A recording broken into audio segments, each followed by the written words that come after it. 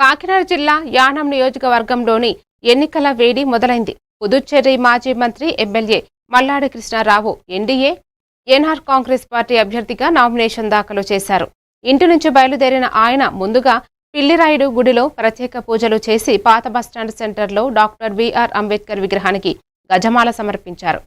అనంతరం పార్టీ శ్రేణులు, మహిళలు, యువజన సంఘాలు, గ్రామస్తులతో భారీ ర్యాలీగా ఎన్నికల ప్రత్యేక అధికారి శివరాజ్ మీనా కార్యాలయానికి చేరుకుని నామినేషన్ పత్రాలు సమర్పించారు. ఈ కార్యక్రమానికి పరిసర గ్రామాల నుంచి పెద్ద సంఖ్యలో ప్రజలు హాజరై విజయవంతం చేశారు.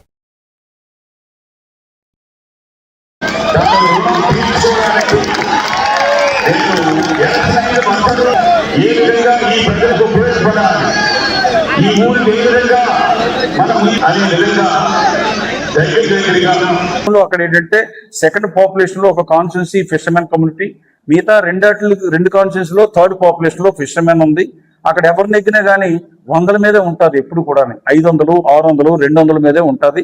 నాకు ఆ 3 కాన్స్టిట్యున్సీ లో పూర్తిగా పట్టుంది. ఇక్కడ అంత ఫిషర్మెన్ లేకపోయినా కానీ 100లో 70% ఫిషర్మెన్ అక్కడ ఓటేస్తారు.